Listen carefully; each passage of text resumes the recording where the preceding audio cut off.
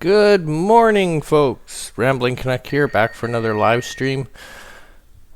And I apologize, I'm a little later than normal. It's been a long morning. Good morning, Thomas Potts. How are you?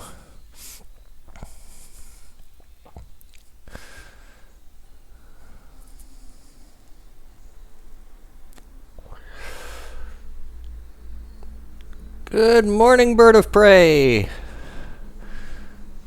Again, sorry guys, a little later than the normal time slot I want for this, but my back was not cooperating this morning, so had a little bit of a late start.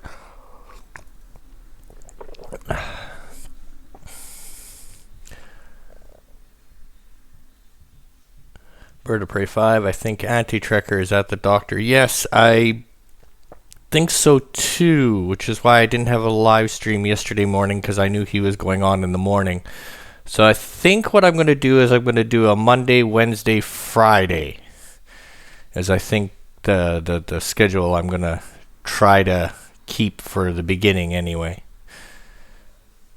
Hello, not Ryan Johnson. How are we this morning?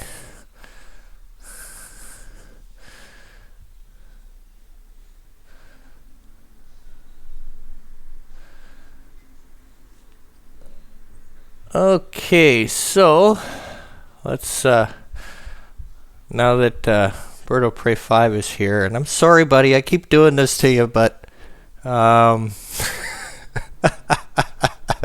have another wonderful article from StarTrek.com for you. Or not, Ryan Johnson says, I'm doing as well as can be while at work. Oh, I miss those days. But I hear you on that one. Captain Cat, morning, Captain Cat. Not Ryan Johnson, hope you've all been okay today. Well, this morning I had a little bit of a rough morning. My back was giving me grief. But that's just because we've had a couple of damp days and my back and moisture don't go together very well. But time to make Bird of Prey's eyes roll, because StarTrek.com just loves Bird of Prey 5. I tell you.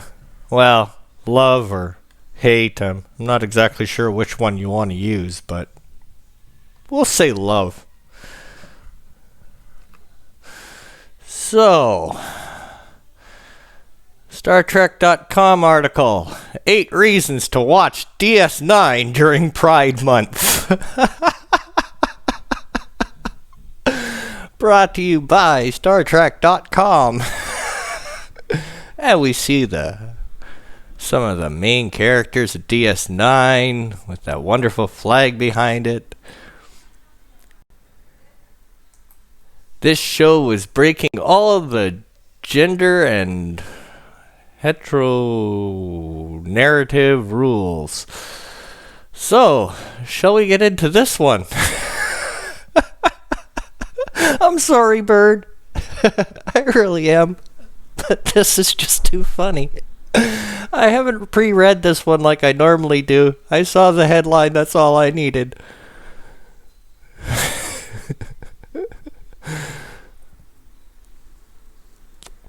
Captain Cat is lolling and face-palming. Bird of Prey 5. 1. Dax and her former wife Les out. Bird of Prey 5-2. Lita. Bird of Prey 5. Best Star Trek ever. Captain Cat. Bird is taking notes.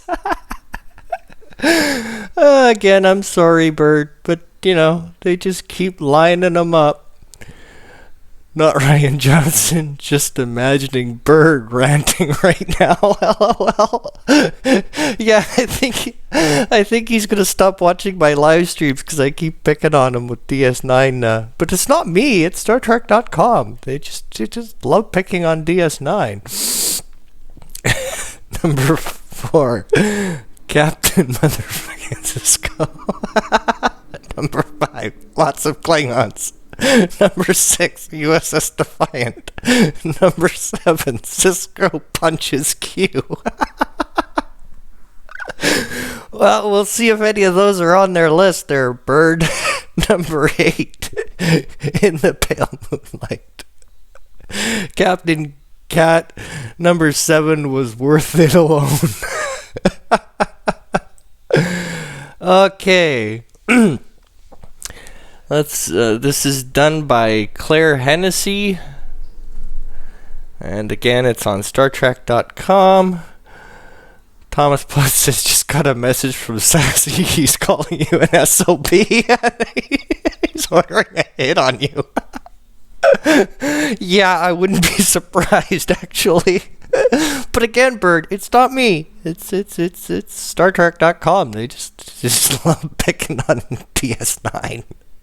It took 51 years for Star Trek to introduce a gay couple, finally revealing in Discovery's 5th episode that Lieutenant Stamets and Dr. Culber were in a relationship. The moment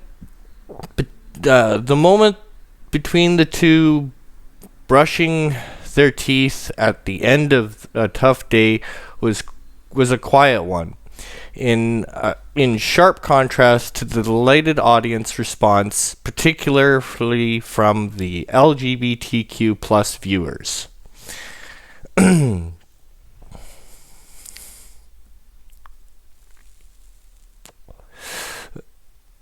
Captain Cat says, Pride Month, because Cisco is the closest homosexual, and he and Worf was on the DL. Bird of Prey 5, Captain Cat band. Now, Bird. Okay, so the franchise has at times been criticized for its lack of sexuality and gender identity diversity.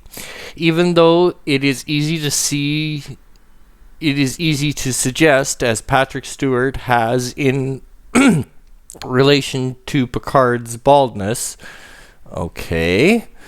that in this utopian future, people just don't care about such things.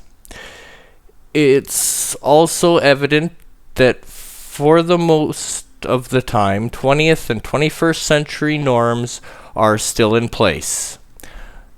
Let's not forget that the wise, caring Beverly Crusher... Wise Beverly Crusher?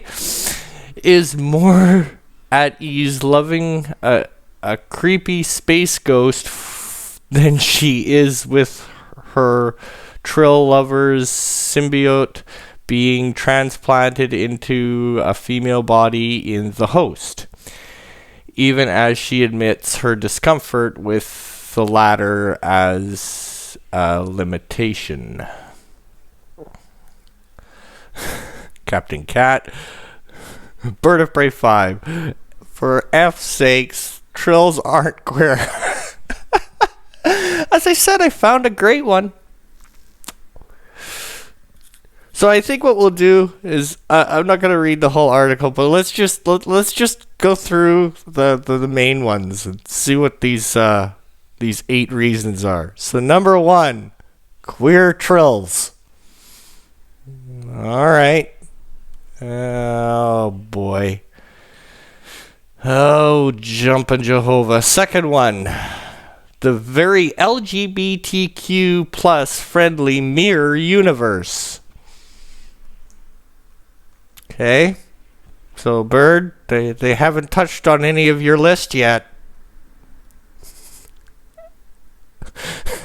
Captain Cat, sigh. Seriously, we have genders in the 23rd and 24th century. Captain Cat lesbo action. Okay, so let's see what number 3. Watching the Ferengi balance misogyny with empowerment. I don't think the Ferengi are the one you want to bring up here. Bird of Prey 5. The mirror universe was only friendly to bisexual women, like the real world is. Very true, Bird. But hey, this is their list, so this should be fun. I didn't know the mirror universe was LGBTQ. Captain Cat. Ferengi? Yeah. Apparently Ferengi are big on empowerment. I don't think this person watched the DS9. I really don't. Oh my goodness, I'm kind of glad that I didn't read the entire article. I'm just going through the highlights. This is making me want to cry as it is. The women shoot the food for the men. I know. Oh joy. Okay, do we want to see what number 4 is? Oh boy. Number 4. Women reign in STEM and leadership. Oh boy. Oh my goodness. Okay. I'm kind of scared now. We're only halfway through and I'm really scared. Oh my goodness.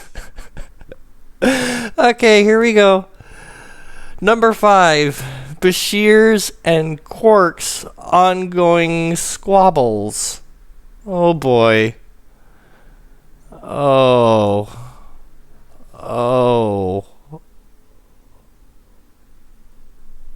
Yeah, I don't either, Captain Cat. I have no bloody idea. But I have a feeling it would cause me to have some migraine pills. Science, technology, engineering, math. Good one, Bird. Let's go with that. Garrick was gay. The real suspects. Oh, goodness gracious. Okay, let's see what number 6 is. There's no right way to be a man? Okay. Oh.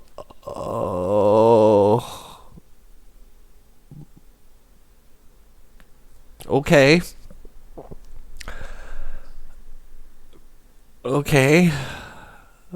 Brace yourselves. Or a father. Okay, so they brought Cisco in. Are you happy, Bird? They brought Cisco in. See? Cisco made the list.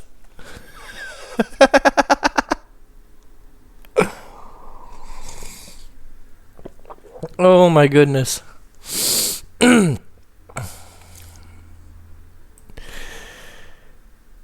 And finally, number 8.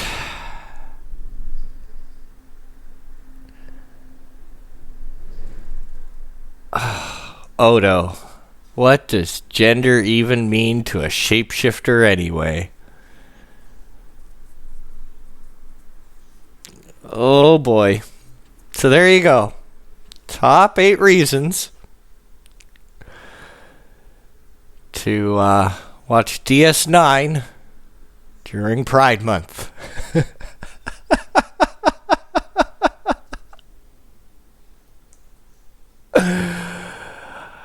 Oh boy. Yeah.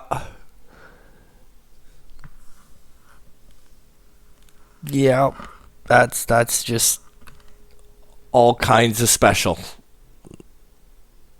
That is just all kinds of special. All kinds of special. But I can just see Bird now writing a strongly worded letter to StarTrek.com. And again, I'm sorry, Bird, to pick on you, but I saw that this morning and it made me laugh hysterically. I couldn't even read the article. I had to save it. Oh my goodness. Yeah, so apparently DS9 is SJW approved. At least we're getting somewhere.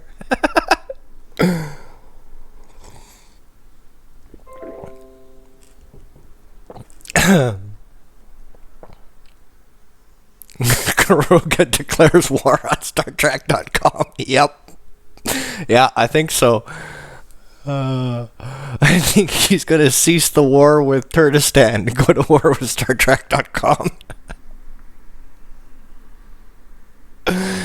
And yes, Captain Cat, Odo was banging Kira.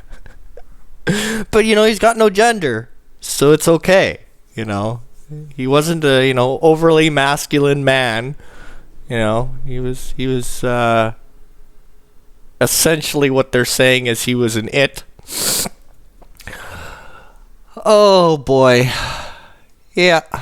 So there's your morning laugh or fit of rage, whichever. If you're bird of prey, it's fit of rage. Oh boy.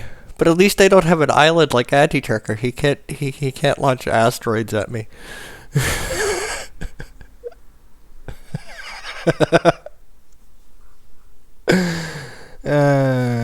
It's like they're trying to rewrite Star Trek. Yeah, they're trying to rewrite everything.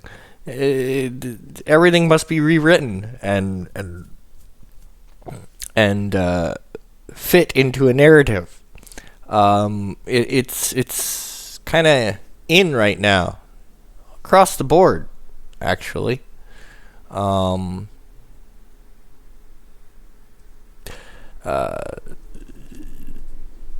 know that most of the people in the chat won't get my reference, but even the WWE does it. It's called what is it now? What would be a good way to put it? Rewriting history. There we go. Yeah. If you need evidence of this, just look at any promo that they do, any promotional material the WWE puts out on their women's division. Yeah. When they call people like Trish Stratus, Stacy Keibler, Tori Wilson, and Sable pioneers of the women's division, that they strived for equality and stuff. Yeah, they did bra and panties matches and mud wrestling. Just saying. But sure, they were pioneers. Right.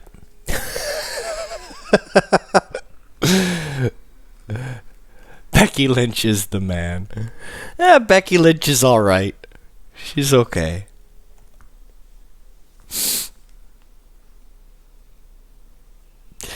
Captain Cat says with the LGBTQ is at like 2% or so of the population. They try to make it seem like it's 30%. Actually, I think they're trying to go for 50, aren't they? I mean, 30%. Why set the bar so low? Come on. Sable looked good in Playboy. Yeah, I can't argue with you there. Although I do find it funny that she's Brock Lesnar's husband, Brock Lesnar's wife, which is why nobody talks down about Sable, because her husband is Brock Lesnar. Just saying. Nobody wants to remember how female wrestling was back in the day. Yeah, no. If you watch any of it,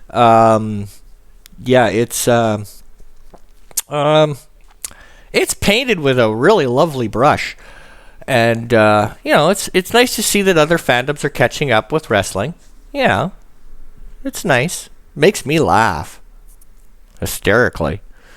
Because, we were always looked down upon because we rewrote history. We paid attention to the dirt sheets. And if you don't know what a dirt sheet is, that's the rumor mill. For all those non-wrestling fans, so that's equate that to rumor mill. Yeah. So we were looked down upon because we paid too close attention to the dirt sheets and all the rest of it. I think that's every fandom now. So Mud wrestling, jello wrestling, rip clothes off matches. Oh yeah. Attitude Era. Yeah. They only hit PG-13. It was all good.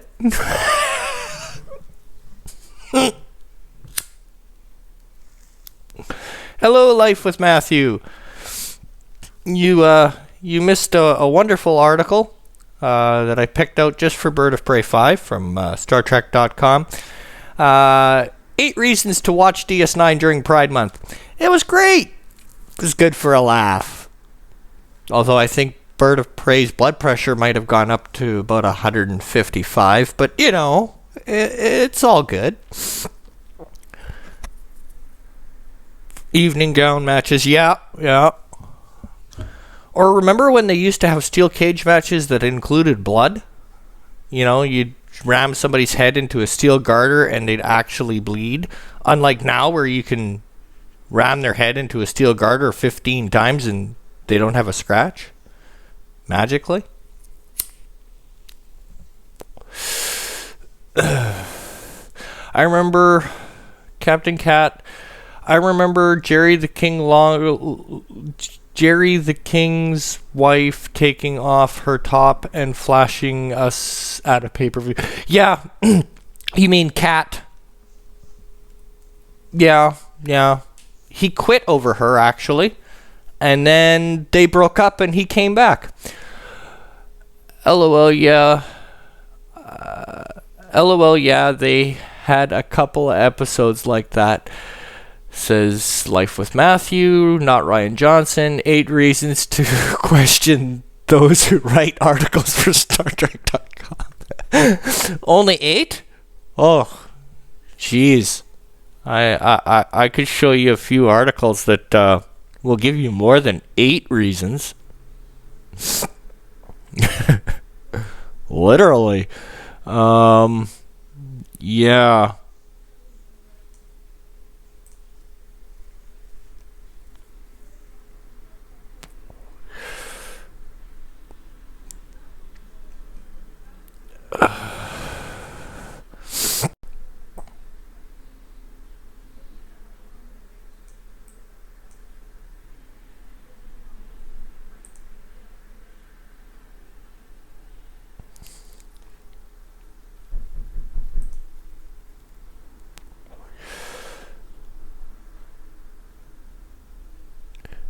I mean, you can't you can't forget how Spock learned the rules of time travel from the last live stream. Still waiting to see if Anti-Checker actually reads that one and how much scotch that one takes. Bird of Prey 5. Crap, have to reboot. We'll be back in a few. Okay, Bird. Captain Cat. Well, wrestling used to hidden razor blade and wrestlers would blade themselves. Yes, they would. Not Ryan Johnson. Bird has to oh, now be nice to poor Bird. I've already been mean enough this morning. Captain Cat, but it would depend on the state. Yes. And it would depend on the promoter, and it would depend on even WWE got a little bit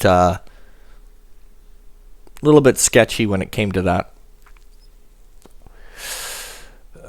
Not Ryan Johnson. I mean reboot. Read too fast. LOL. Captain Cat, like. In Arkansas, we couldn't blade ourselves. Yeah, and WWE is fake. Yes, WWE is fake. And that line... Sorry, Thomas Potts. I'm going to pick on you a little bit. That line has been used for years. Wrestling is fake. Yes. But... wrestling is the only fandom that is applied to, although it is starting to come into Star Wars, Star Trek, and the MCU, because when you go up against and say something negative about the movies,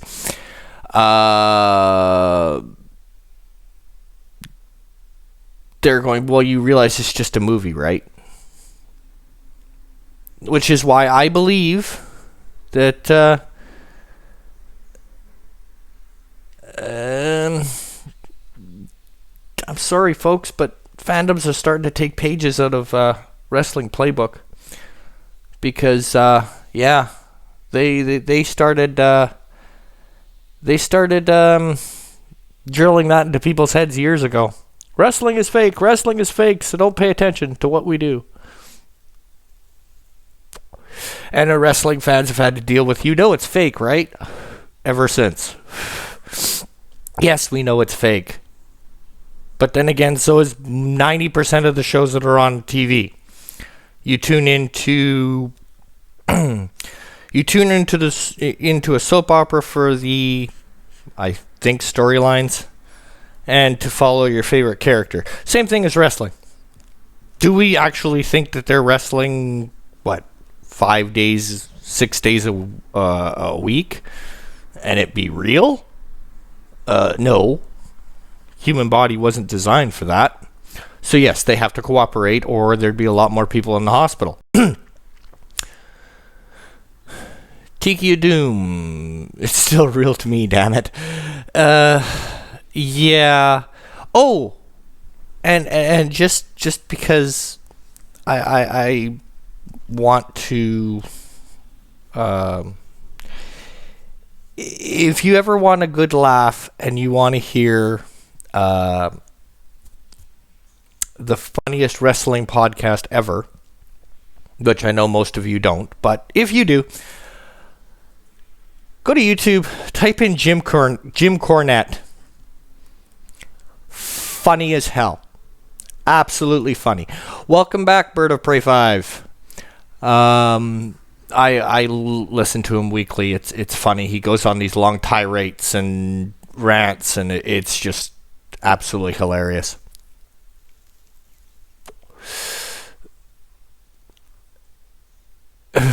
Case of Our Lives. No, Captain Cat. It's not Gays of Our Lives. It's Days of People who have no lives. It's also The Young and the Breastless. But moving on. Soap operas aren't real. No, they're not.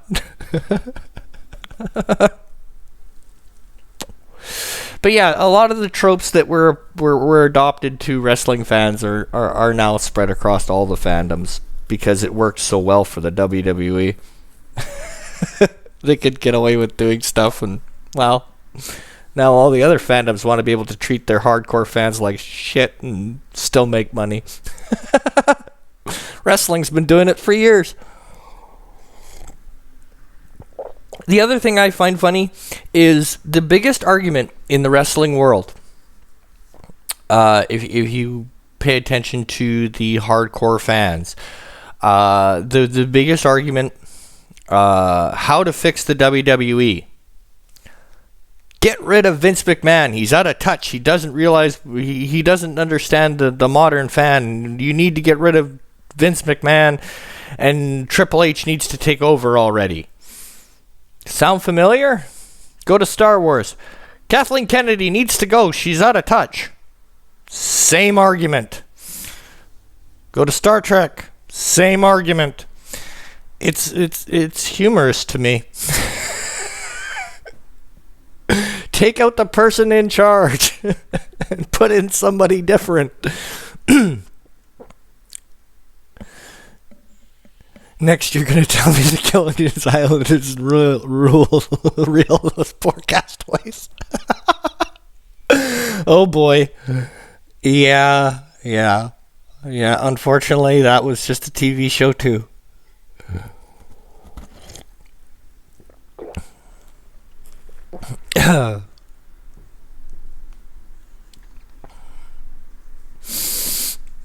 But, yep.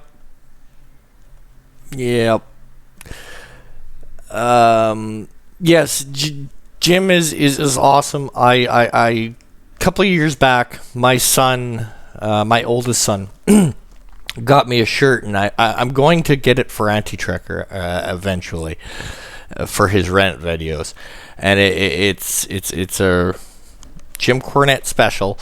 It simply states, "Thank you, F you, bye." I think it would be appropriate for his rant videos. I wear it when I'm in a bad mood.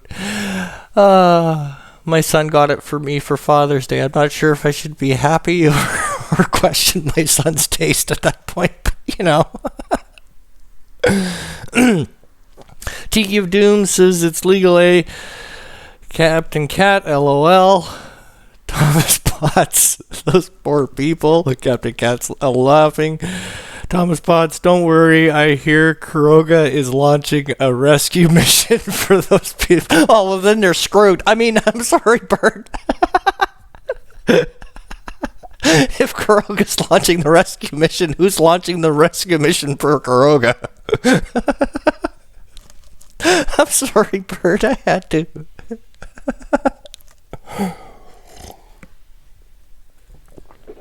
Oh, too funny. Too funny.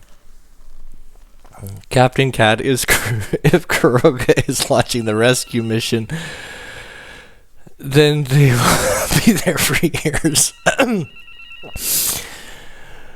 Not Ryan Johnson. I listened to Jim Ross clips on YouTube. He was just talking about when Owen Hart died in the ring and the behind the scenes stuff from that. Yeah, Jim Ross is good too. My favorite commentator's desk is Jim Ross, Jerry the King. You can't... Well, you could top that if you go back far enough. But Jim Ross, Jerry the King Lawler were basically the best in the business at what they did at the time. They had the charisma, and they were able to play off each other, and it came across really good. Slobberknocker, yep.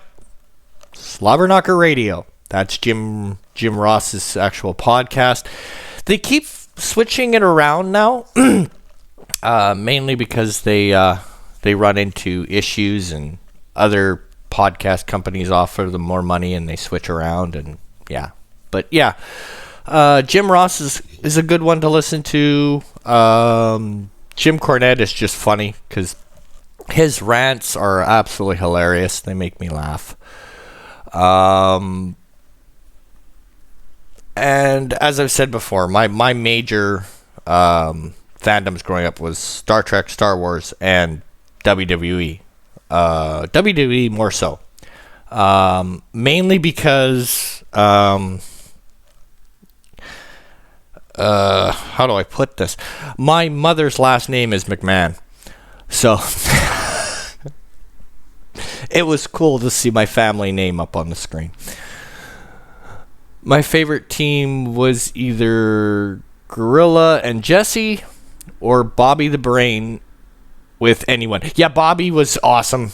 Bobby the Brain. Oh, the one-liners out of Bobby. Oh, they were great. Yep, they were awesome. Bobby the Brain, may he rest in peace. But yeah, he was great.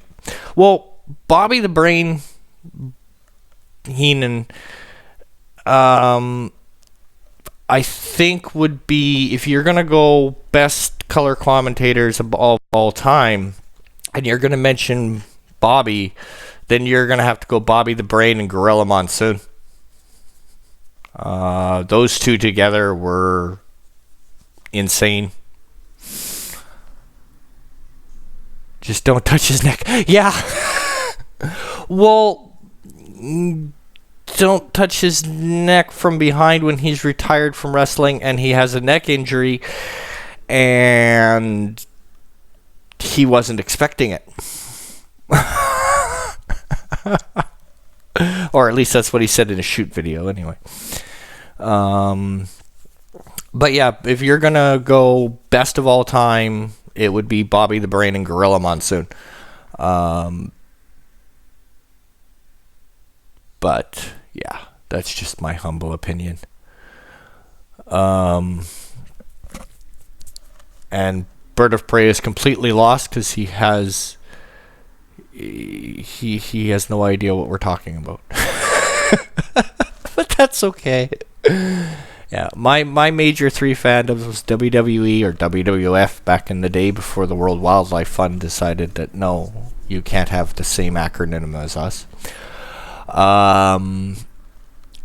Star Trek and Star Wars. Star Wars now has become a bonding thing with my son and I. I initially liked Last Jedi, and the reason I did is because when I went to see it with my son. So it was more the experience than the movie. But yeah, for an experience, it was great because my son and I had hours of conversation. WWE, get the F out. Yep. Yeah. It's been interesting. It's actually kind of interesting. Yeah, I remember when those shirts were floating around too. I still remember when Bret Hart was a thing. But yeah. But at least we still have Natalia. She's written terribly, but yeah, we still have one member of the Hart family in there. She's written just absolutely terrible. But that's because they went from having one or two writers to having a room full of writers, and well, yeah, just terrible. You went from having people who knew about the subject matter to bringing in people who used to write for Days of Our Lives and stuff. It's just, yeah, no, bad idea.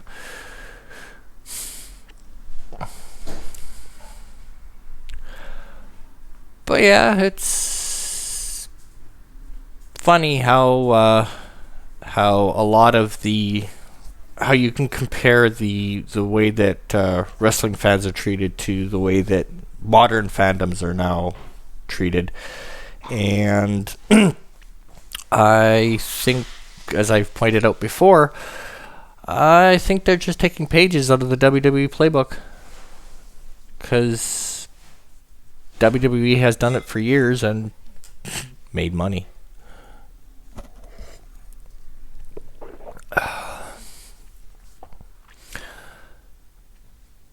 But I wanted to just come on and say hello to everybody and share that wonderful article that I found for Bird, and kind of went off into the weeds of the wrestling, but you know, it's all good.